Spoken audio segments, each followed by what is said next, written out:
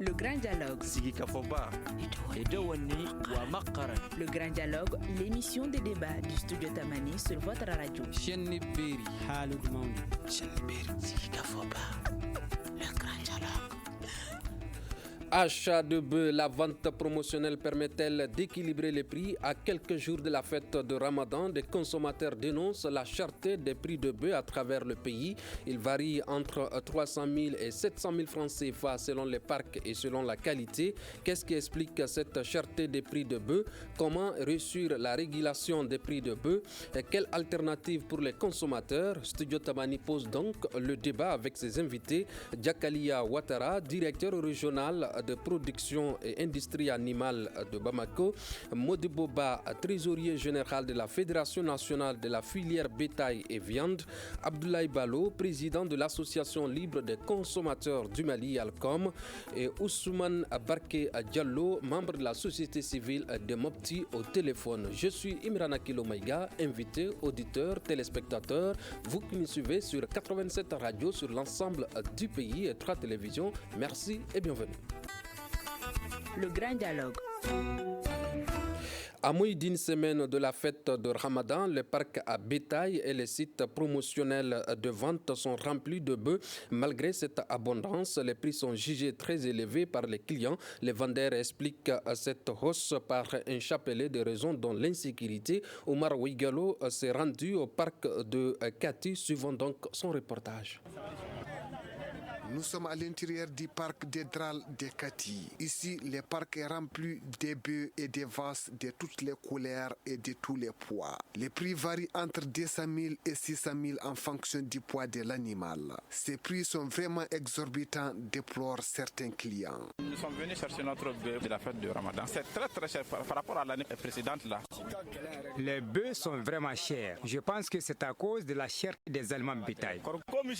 Cette année, nous ne pouvons pas acheter de bœufs parce que les bœufs qui étaient vendus à 200 000 francs sont cédés présentement à 300 et 400 000 francs CFA.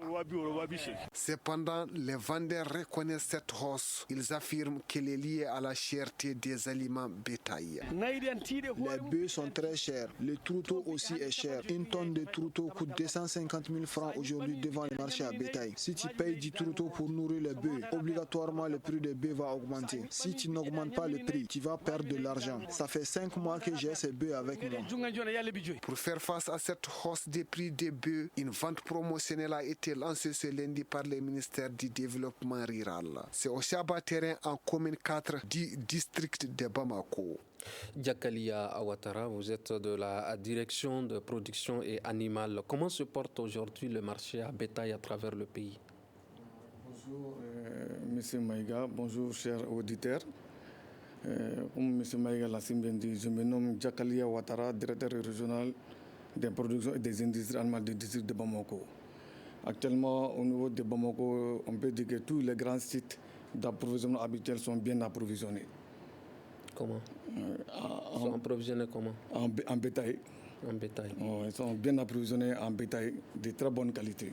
Vous venez d'écouter ce reportage de notre reporter depuis Kati. Il explique que ces prix commencent à partir de 200 000 à 600 000 francs CFA et que les consommateurs dénoncent. Qu'est-ce qui explique selon vous cette cherté? Bon, cette cherté s'explique à plusieurs niveaux. Vous le savez comme moi, l'hivernage de l'année dernière n'a pas été suffisamment à hauteur de souhait. Donc les herbes n'ont pas pu atteindre leur maturité, donc les pluies ont cessé. Car cela détient aussi, la sème d'été n'a pas bien marché l'année dernière. Il n'y a pas eu suffisamment de graines de coton. Qui part des graines de coton part de tourteaux. Donc il n'y a pas eu suffisamment de graines de coton. Donc les tourteaux ont été très élevés. Le coût du tourteau, je veux dire, sont très élevés. Et qui part de l'embouche part obligatoirement déconcentré. Parce qu'on ne peut pas nourrir les animaux avec des grossiers seulement. Il faut obligatoirement déconcentrer pour que les animaux aient suffisamment de graisse et de viande. Donc c'est pour cela que ça s'explique un peu la charité des prix. Ouais. Ousmane Barke Diallo, vous êtes à Mopti. Comment se porte, qu'en est-il du marché de Mopti? Le marché à bétail. Bon, il n'y a pas de problème. Je réside réellement à Sofara, qui est un grand marché à bétail également. Présentement, je viens d'ailleurs de quitter tout de suite le marché à bétail parce que nous, notre foire, c'était hier. Ça continue encore aujourd'hui à remplir les camions pour la destination Bamako. Les exportateurs sont encore en train d'exporter. Il est vrai que le marché est plus ou moins bien fourni parce que nous sommes dans la zone qu'on appelle la zone d'insécurité du centre. L'approvisionnement en réalité des grands marchés tels que Sofara, Fatoma, Kona, dépend de plusieurs facteurs dont le plus important est réellement l'insécurité. Mais pour revenir un peu au sujet du jour, moi je pense réellement que les gens ont une appréciation un peu émotive de la situation du bétail, du marché du bétail. Parce que les éléments qu'on utilise pour l'analyse, pour moi jusqu'à présent on n'est pas allé au fond de l'analyse. C'est des éléments réels, c'est vrai. C'est-à-dire que l'aliment bétail, le coton, l'hivernage l'année dernière, l'insécurité, un tas de trucs. Mais il y a un autre élément. C'est que dans notre pays, on se demande même s'il existe un ministère du commerce. C'est vrai, on a donné dans le libéralisme sauvage, chacun fait le prix qu'il veut, les prix montent, ne descendent jamais, et souvent ils montent de façon anarchique. Ce qui est annoncé à la radio par le ministre en personne pour le prix de certaines denrées n'est pas ce qui est effectif dans les marchés. Je pense que la correction doit passer par là.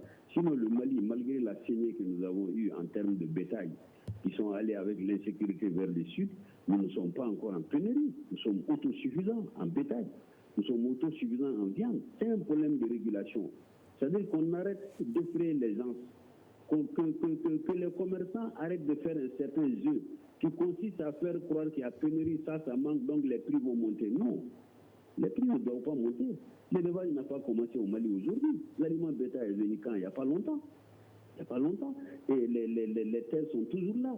Le bourgou est toujours là. Il y a tellement de terres d'ici à Mopti, il y en a suffisamment. Mais là aussi, la spéculation s'est mêlée. Donc, de façon globale, moi, je trouve qu'on aurait pu éviter cette situation de cherté de la viande. Parce que de cherté du bétail en même temps. L'éleveur doit gagner sa vie, c'est tout à fait normal. Mais est-ce que c'est les éleveurs qui gagnent sur la cherté des prix de la viande? Non, c'est les spéculateurs. Ceux qui achètent les animaux à un prix pas très élevé et ensuite vont les revendre à un prix élevé, et les bouchers qui également mettent le prix qu'ils veulent. En réalité, sans être trop long, moi, à mon avis, voilà la situation qui prévaut dans le marché de la viande et du bétail au Mali. Merci. Vous venez de dire que le marché à bétail est bien approvisionné. Les prix sont comment? Bon, les prix ici sont raisonnables parce que hier encore, nous, on a payé deux bœufs pour lesquels on se destine à les égorger la veille de la fête de Ramadan. Les 2 bœufs, on les a payés de façon globale à 240 000 francs chaque bœuf. Donc ça fait 480 000 francs les 2 bœufs. Moi je pense, c'est des bœufs d'un embonpoint vraiment acceptable. C'est acceptable. Mais je ne nie pas qu'ici, je vois même d'autres animaux auxquels on destine à l'extérieur, c'est-à-dire à l'extérieur de Sofara, auxquels on propose des prix mauvais et réellement exorbitants. Je ne suis pas surpris que ces prix aillent de 300 000 à 400 000 vers les Bamako. Ça, c'est certain. Mais ce qui est sûr, il n'y a pas de pénurie. Donc, on ne peut pas expliquer pourquoi les prix montent. Mody Boba, vous êtes de la Fédération nationale de la filière bétail et viande. Quel a été votre constat sur le terrain? Bon, c'est le lieu pour moi de remercier votre radio, le ministère de l'Élevage et de la Pêche et même le représentant des consommateurs du Mali. Bon, notre constat, c'est qu'ils ont dit que le marché est bien fourni. Le marché est bien fourni, mais avec les animaux de quelle qualité? Quand vous arrivez aujourd'hui au marché de Niamana, ou bien n'importe quel marché, les animaux sont trop maigres. Vous allez trouver que les animaux qui ont un bon embonpoint sont rares. Ils sont nourris sur l'aliment bétail. Parce que, comme le directeur a dit, l'hivernage a mal donné, l'aliment bétail est cher. Aujourd'hui, quand vous prenez les animaux du Mali, les 80% des animaux n'ont pas de valeur marchande, c'est-à-dire des animaux maigres. Comme Ousmane Barké Diallo dit qu'il y a des animaux, mais des animaux de quelle qualité? parce que c'est la période de soudure d'abord, c'est un. L'hivernage n'a pas donné et l'aliment bétail cette année est trop cher, 250 000 francs la tonne, même plus. Ça veut dire que si aujourd'hui nous avons des animaux, c'est des animaux qui ne répondent pas aux normes de la consommation. Comme Ousmane a dit, c'est un peu profond. On n'effraie personne. D'abord, l'animal ou la viande sont prises dans l'inflation généralisée. Tout est cher. Tout est cher. Et le boucher va vendre sa viande chère. L'éleveur aussi, pour nourrir aussi, va vendre son animal cher. Nous avons dit, il y a très longtemps, depuis 2011, nous avons dit qu'il faut prendre des mesures durables et pérennes. À l'époque, on était avec l'ensemble des consommateurs. Il faut aller vers des aménagements pastoraux. Il faut arriver à l'agriculture pastorale. Parce qu'aujourd'hui, à l'intérieur du pays, les animaux ne trouvent pas à manger. D'abord, il y a les feux de brousse. Bon, maintenant, nous avons dit au ministère, il y a les projets, il faut faire de grands aménagements. Ça va permettre d'avoir des animaux au Mali, les 12 mois de l'année, des animaux qu'on peut manger, qui ont une valeur marchande acceptable. Quand même, nous avons dit vraiment, il faut éviter chaque année de faire le pompier. Il faut trouver des mesures pérennes. Nous, avec le ministère, avec les producteurs, les professionnels, il faut aller à des aménagements, à l'hydraulique pastorale. Des années et des années, nous allons sortir de cette impasse-là. Sinon, parce que nous, on produit les quelques animaux aujourd'hui qui sont sur le marché, qu'on peut manger la viande, sont nourris difficilement, de façon très très chère. Ça veut dire que si, à notre avis, au niveau de la FEV, si aujourd'hui nous disons que les marchés sont abondés, sont bien fournis, mais avec des animaux qui ne sont pas bons, et le peu qui est bon est cher. Quelle est la part de responsabilité de la fédération dans l'approvisionnement du marché? Bon, la fédération a fait ce qu'elle peut faire, parce que déjà les marchés sont approvisionnés. Au niveau de la fédération, il y a les 3 maillons, il y a les producteurs, il y a les éleveurs, les producteurs ou éleveurs, les marchands et même les transformateurs. Les producteurs ont des animaux à vendre. Les marchands aussi les amènent. Mais les marchands produisent très cher ces animaux-là. Et les producteurs aussi ont des animaux, mais les animaux qui ne peuvent même pas vendre parce qu'ils sont trop maigres. Vraiment. Monsieur Balo, vous êtes de consommateur et c'est vous qui êtes concerné. Alors, vous venez de le dire, que vous venez de faire le tour des marchés. Quel a été votre constat sur place? Bon, le constat global a été que je remercie d'avoir Studio Tamani et tous les invités et je salue tous les consommateurs du passage. Effectivement, on a fait le tour de beaucoup de marchés aujourd'hui et le constat global de part et là, le bœuf commence à 250 000, même voire jusqu'à 800 000. De 250 à 800 000. Mais les bœufs 250... C'est de quelle qualité? Bon, vraiment, comme il a si bien dit, c'est des qualités non améliorées. On le dit comme ça, parce que c'est des petits bœufs. C'est des petits bœufs sans mentir. Mais le problème qui est dans les grabals, lui en tant que l'un des représentants de le représentant de la fédération de la FEVIN, dans tous les marchés aux alentours de Bamako, il y a un problème d'intermédiaires appelés les coxers. Ce problème de coxers-là, ils le savent dans les grabals, est un problème pour les consommateurs. Parce que c'est eux qui sont l'interface entre les clients, entre les consommateurs et les vendeurs du bœuf. Et c'est eux qui augmentent souvent le prix du bœuf. Parce qu'on leur donne à des prix moyennants. Ils augmentent pour avoir plus que le propriétaire du bœuf. Dans le constat à Kati, de Kati à Sotiba, Garbal, jusqu'à Faladje, à Lafiabougou, il y a un point de vente qui a été initié par quelqu'un là-bas, qui est en train de vendre le bœuf là-bas, par le gouvernement. Donc là-bas, le prix est acceptable. Parce que ça varie aussi de 250 au moins, de 200 jusqu'à 350, voire 370 000. Mais par contre, au Garbal de la zone industrielle, il y a même des bœufs de 700 000 là-bas. Donc, c'est excessivement cher. Par endroit, souvent, c'est moins cher, mais souvent, dans d'autres endroits, c'est moins cher. C'est comme ça. Mais tout se repose On ne peut pas dire que on ne peut pas directement accuser le ministère parce qu'il y a un problème, il faut que les gens comprennent. Cette année, avec la crise qui a frappé le Mali, l'État a pris sa responsabilité. Il a dit à toutes les associations qui œuvrent dans ces secteurs-là, il ne faut pas que les bœufs sortent hors du pays. Le gouvernement, ça c'est la responsabilité du gouvernement. Donc, la suivi, c'est tous les consommateurs qu'on leur dit maliens. On doit se donner tous la main pour que ces bœufs ne sortent pas. Ils ont fait pour que nous, les Maliens, puissions avoir à des prix moyennants. Mais malgré, si c'est le long des frontières, quand les douanes et les gendarmes saisissent les camions, il le faut retourner. Mais souvent, ils contournent les postes de la police, des gendarmeries, ils les font sortir par la forêt. Mais souvent, quand les ouvriers les attrapent aussi, il faut retourner ces bœufs-là. Donc, il y a tout ça, il y a tout cet aspect-là. D'accord. Mais on a fouetté un marché aujourd'hui, ce n'est pas de la publicité. Le bœuf est moins cher là-bas. Nous, les consommateurs, on fait des enquêtes. Ceux qui ont les moins de 10 ans, qui ont de la bonne viande, on les oriente vers là-bas.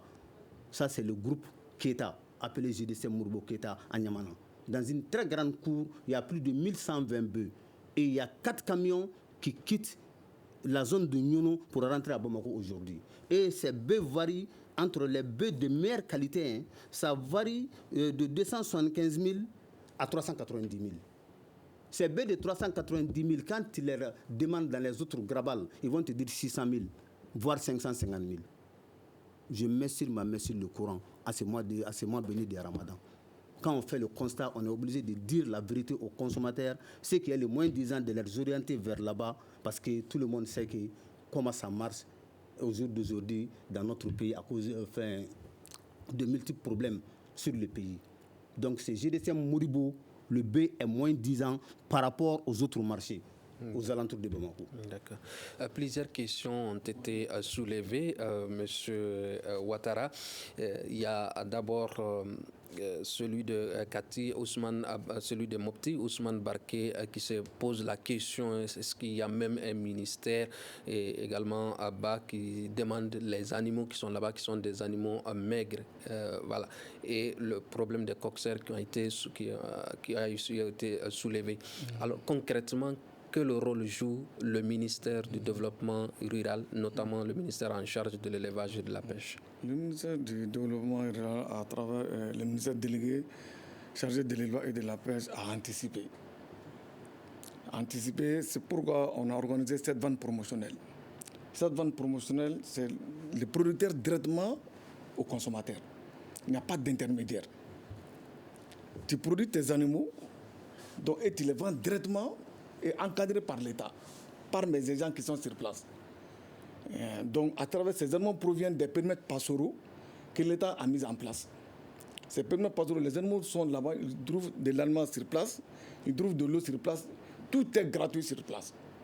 Donc, ces animaux-là sont nourris, et l'État les donne des subventions. Donc, à un moment donné, l'État les demande aussi, tout ce que je vous ai donné, donner une partie à la population. En quoi faisant? En diminuant le prix.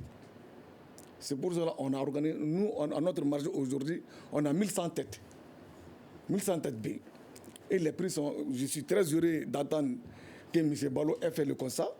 Voilà, donc ça veut dire que donc il y a d'autres personnes qui ont fait le constat mieux que nous, qui disent que le prix est très abordable. Mais pour la fédération de la filière bétail, la qualité fait défaut. Oui, la qualité, parce que ça c'est un fait naturel. Ça, c'est un fait naturel.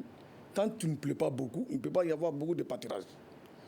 S'il n'y a pas beaucoup de pâturage, il ne peut pas y avoir un engraissement des animaux. Donc ça, les animaux, c'est dit à cela. Donc quand la FEBIVIM dit qu'on doit aménager des périmètres, des aires, des aménagements, c'est tout à fait normal. La FEBIVIM a eu des parcelles à l'office, autant bien que le gouvernement aussi. Le gouvernement a eu 250 000 hectares qu'on doit aménager bientôt et mettre à la disposition des producteurs. Tout cela pour contribuer à rehausser le niveau d'alimentation des animaux. Si cela est fait, vous verrez que si les animaux sont bien nourris, ils vont bien produire, que ce soit en village ou bien en embonpoint. Donc cela va dire qu'on va augmenter le nombre de têtes Et aussi, on va augmenter le nombre de viandes d'embouchées au niveau national. Donc, tout cela, l'État est en train de faire des grands sacrifices. Donc, il y a des périmètres pastoraux qu'on a eu à aménager. Nous avons pu avoir un contrat plan avec l'Office du Niger, avec 250 000 hectares, que la FEBIMU aussi en a eu. Donc, tout cela vont contribuer à faciliter l'alimentation des animaux. Si les animaux sont bien nourris, que ce soit l'hivernage ou pas, il y aura des pâturages. En dehors de ça, le gouvernement a fait un très bon plan qui est en cours d'exécution, qui est une plante fourragère venue des États-Unis d'Amérique, qu'on appelle Gentine Grass. Un hectare peut donner 60 000 tonnes. Un hectare.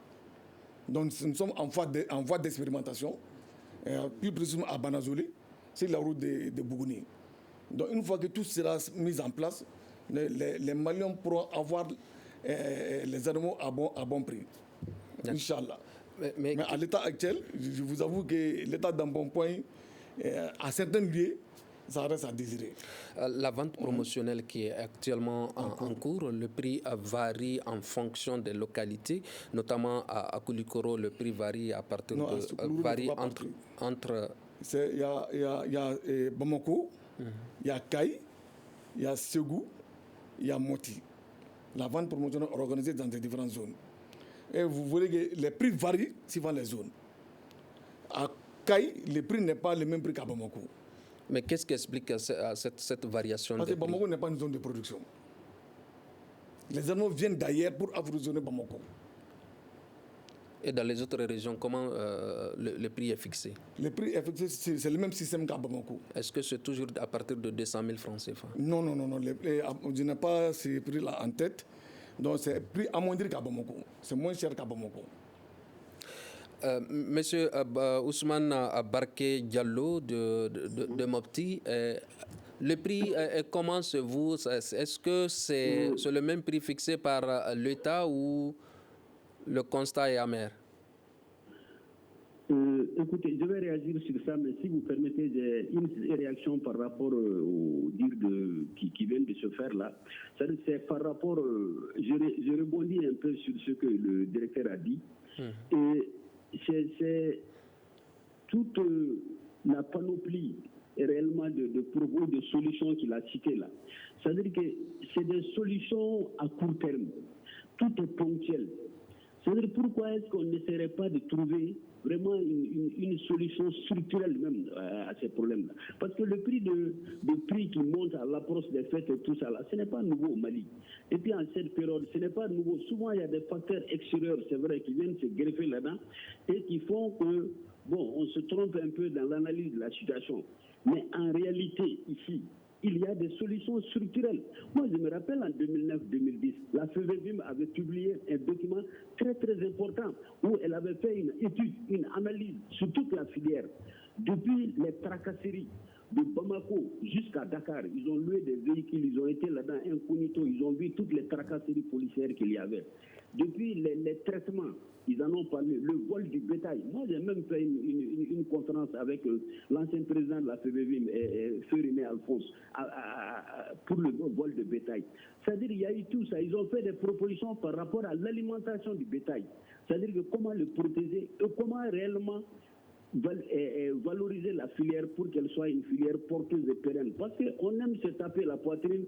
Le Mali est deuxième de la CEDEAO en bétail. Le Mali est premier de l'UEMOA. Mais en réalité, nous ne bénéficions pas suffisamment. Nous ne bénéficions pas suffisamment de cette position-là. C'est-à-dire l'État également, il faut que l'État arrête la valse des différents directeurs. Moi, j'ai connu des directeurs de DNPA et de DRPA à Mopti comme à Bamako, très compétents, avec qui nous avions travaillé dans le temps. Et on avait fait de bonnes choses, on avait de bonnes perspectives. Mais il suffit qu'il y ait un remaniement ministériel, on enlève les gens, on les amène ailleurs. On amène des directeurs qui avaient travaillé sur des choses, on les amène, on amène d'autres directeurs. Le nouveau prend du temps avant de vraiment s'impliquer là-dedans. Et le temps où il commence à comprendre, on l'enlève, on l'amène ailleurs ou bien on le met de côté. C'est-à-dire, moi je n'en veux pas peut-être au directeur régional qui est là-bas, je sais qu'il n'a pas... Il n'a pas pouvoir de très grandes décisions, même s'il est de très bonne volonté.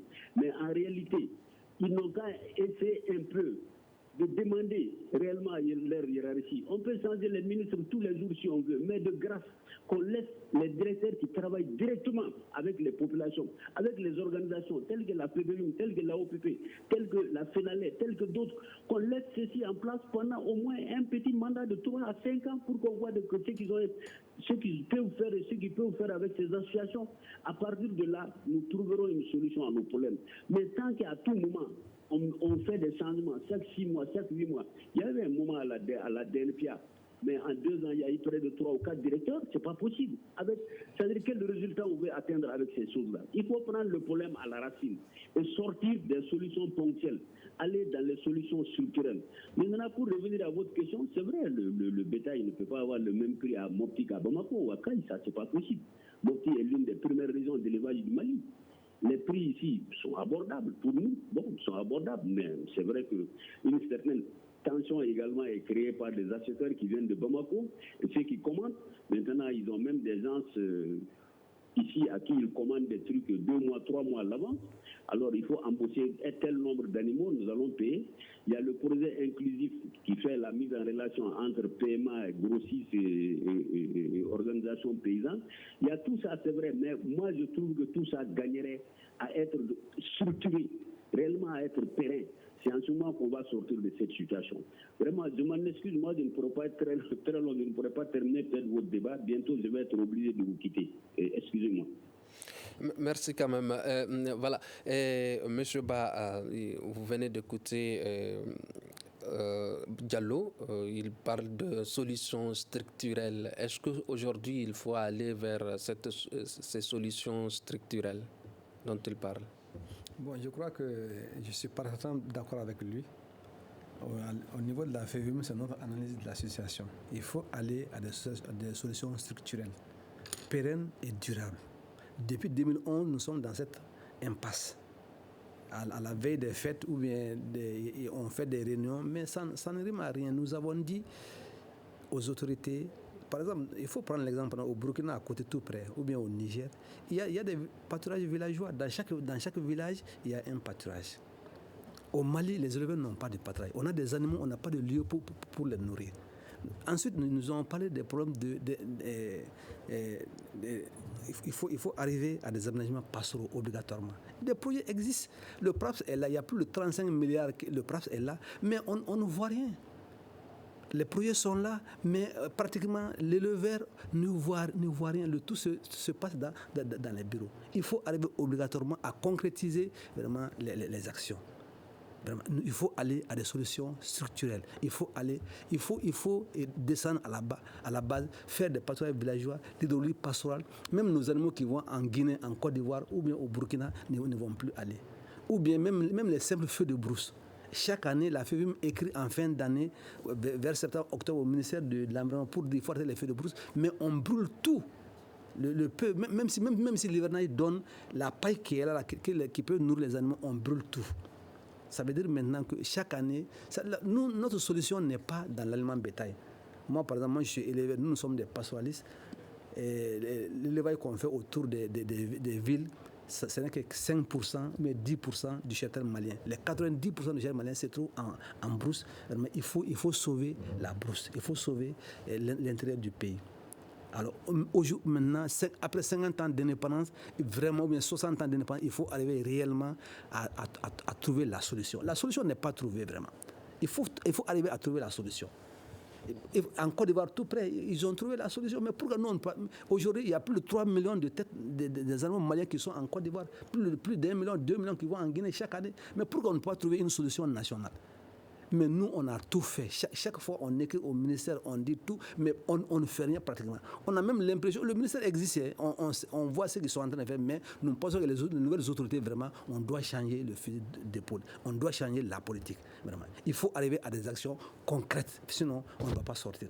Et si on reste comme ça, dans 10 ans, le Mali ne sera pas un pays d'élevage. On va tout perdre. On va tout perdre. D'abord, les animaux sont en train d'aller vers la Guinée, vers la Côte d'Ivoire. Ensuite, maintenant, le peu qui reste ici vont mourir de faim. Parce que nous, on a même dit au ministère, il faut arriver même au partage du terroir. Tu sais que l'éleveur n'a pas de terre au Mali. L'éleveur n'a pas de terre. Le Mali a plus de 15 millions de têtes de bœufs, 32 millions d'ovins, qu'après bœufs, il n'y a pas d'espace pour élever. Mais on ne peut pas produire ça espace. L'agriculteur ou bien les villes sont en train de tout prendre. Et l'éleveur est là, il n'a même pas de terre sur lesquelles il doit produire. Moi, je crois quand même que si on ne change pas, dans 10 ans, dans 20 ans, c'est ça une histoire, on dirait que le Mali un jour était un pays d'élevage, vraiment. C'est ce que je voulais dire. Alors, les consommateurs, comment les consommateurs vivent-ils cette cherté des prix de bœuf? Bon, c'est-à-dire comme les autres confrères ont eu à le dire, surtout celle de Mopti, à chaque approche de la fête, c'est comme ça. Cette année, c'est un peu spécial parce que c'est considéré avec beaucoup de choses dans les pays. L'embargo, plusieurs sanctions économiques sur le Mali. Chaque année, à cette même période, c'est comme ça. C'est comme ça, chaque année. Nous, dans le constat global, c'est comme ça. On peut dire qu'il y a d'augmentation. Souvent, ces vendeurs-là, c'est eux qui provoquent la charité. Même si le gouvernement fait tout pour que les consommateurs puissent avoir des prix moyens, la charité vient des vendeurs. C'est dans tous les secteurs. Hein. Ce n'est pas seulement dans les secteurs de l'élevage, c'est dans tous les secteurs d'alimentation au Mali. Quand ces périodes s'approchent, ils augmentent les prix. Vous allez voir, au moment de la fête de la Tabaski, ils vont commencer à augmenter le prix des moutons. Donc, ce que nous, on peut dire, le prix est libéral au Mali, c'est vrai. Mais le gouvernement peut prendre certaines mesures et certaines responsabilités pour que ça reste un peu dans certains cadres et que ça ne déborde pas. Pour cette année, quand même, dans le constat global, les parcs ravitaillés par le gouvernement, dans le constat global, ça va. On remercie le gouvernement par rapport à ça. Et ces groupes Modibo, Anyamana, les prix sont vraiment abordables. D'accord. Allez-y. Moi, je sais que je dis à M. Balo, qu'on souffle dans la même trompette. Vraiment. Il faut chercher à trouver la solution. Est-ce que vous avez compris? Sinon, les marchés ne sont pas abondés. Moi, je crois qu'il faut trouver une solution durable à cette situation-là. Pas seulement ce que le gouvernement est en train de faire là. Bon, mais ce n'est rien. La cherté du marché, c'est en fonction de l'offre et de la demande. S'il y a beaucoup d'animaux là sur le marché, les prix vont descendre obligatoirement. C'est-à-dire pourquoi les prix sont élevés? Parce que les quelques animaux qui sont en bon point, ils sont rares. Le gros lot des animaux sont là, maigres, chétifs, les gens ne peuvent pas acheter. Je crois quand même qu'il faut mettre les moyens, les conditions pour qu'on puisse avoir beaucoup d'animaux qui ont une valeur marchande. Vous allez voir que les prix vont baisser. Sinon, ça ne peut pas baisser. D'accord. Qui est responsable de cette hausse des prix? Donc, avant de répondre à cette question, moi j'ai noté une série de préoccupations, voilà, des uns et des autres. Je pense que la FEBEVIM et le gouvernement sont dans la même dynamique. L'objectif même de la FEBEVIM, c'est quoi? C'est une partie du pouvoir cédé du gouvernement qui a été cédé à la FEBEVIM. C'est pour l'organisation des fêtières. Donc, si le gouvernement n'a rien fait, ça veut dire que la FEBEVIM n'a rien fait.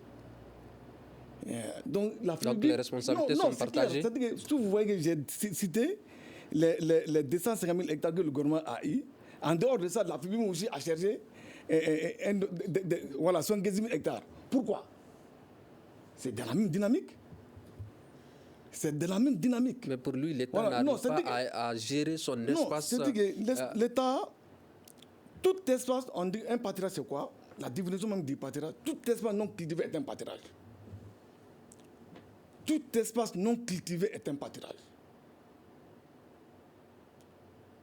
Donc, tout espace qui n'est pas cultivé est un pâturage propre à l'alimentation des animaux.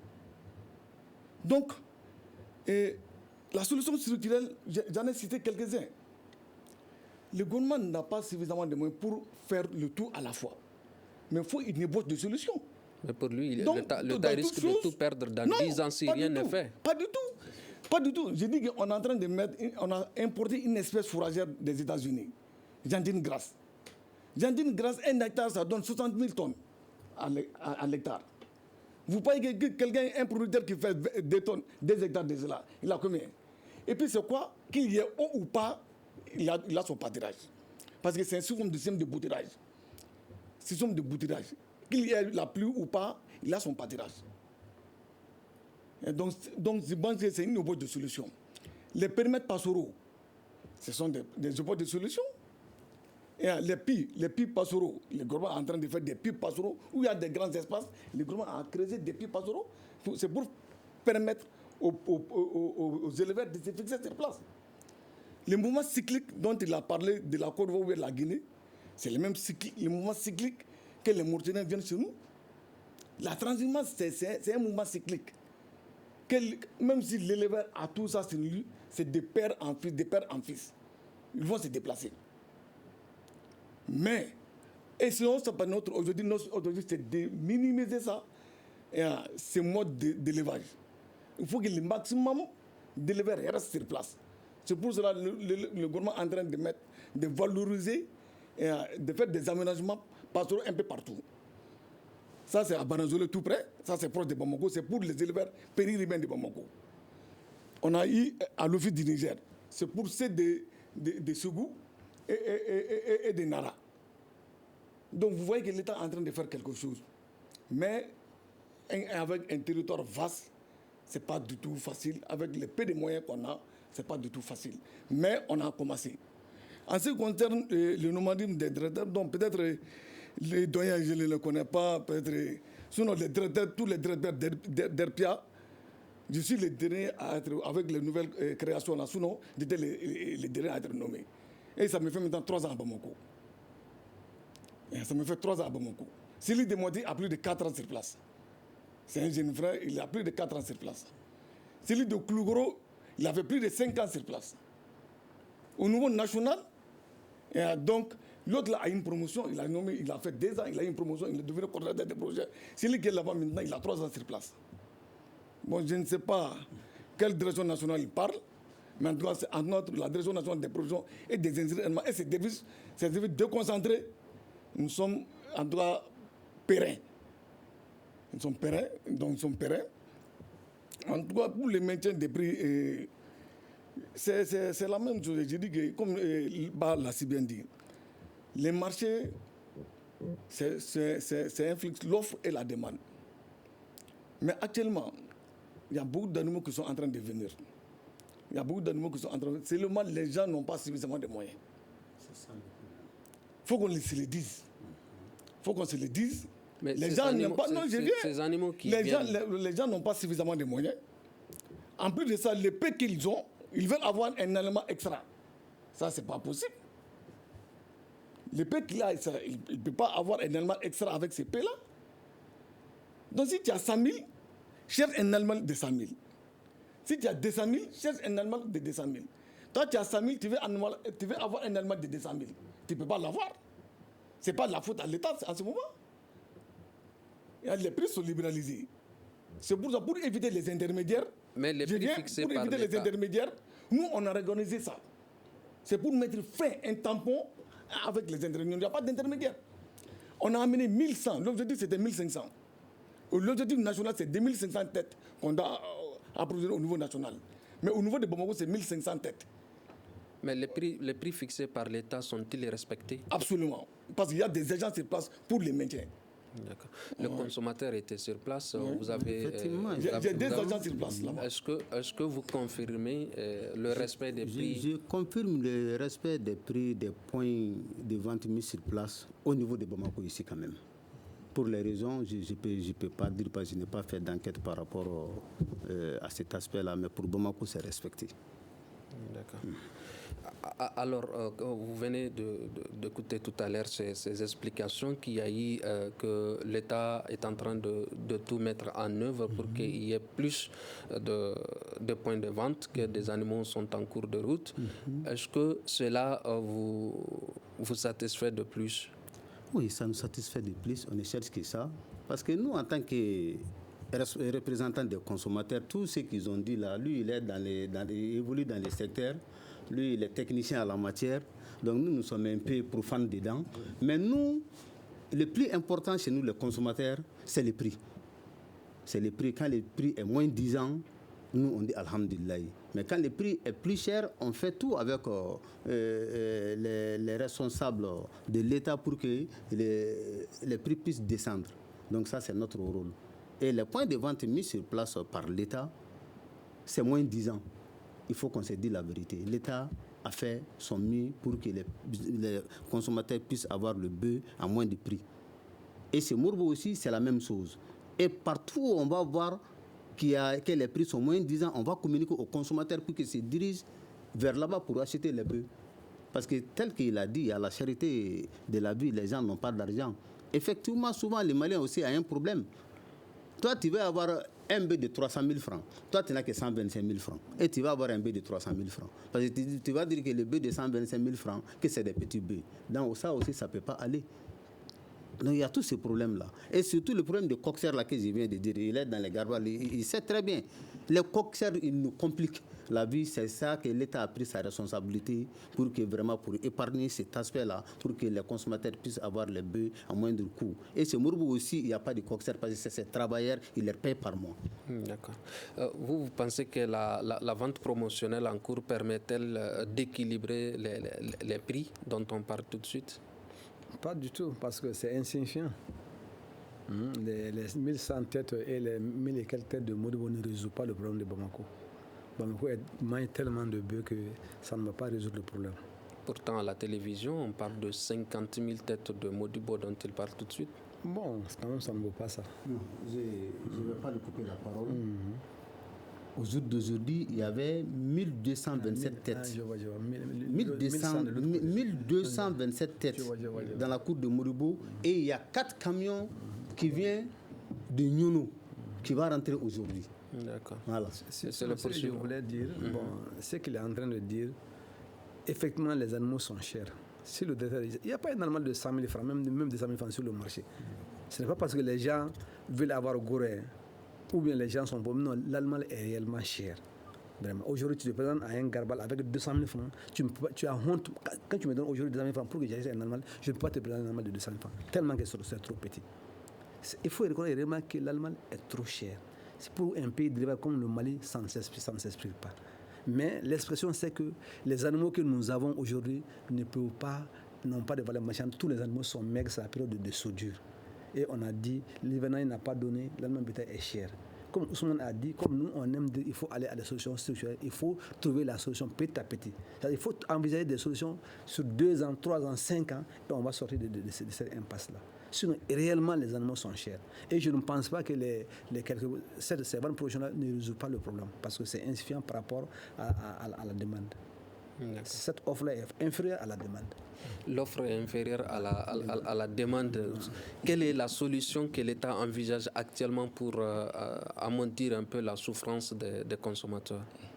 Oui, bon, c'est l'une des solutions qu'on sollicite l'appui de tout le monde, y compris la FEBIVIM.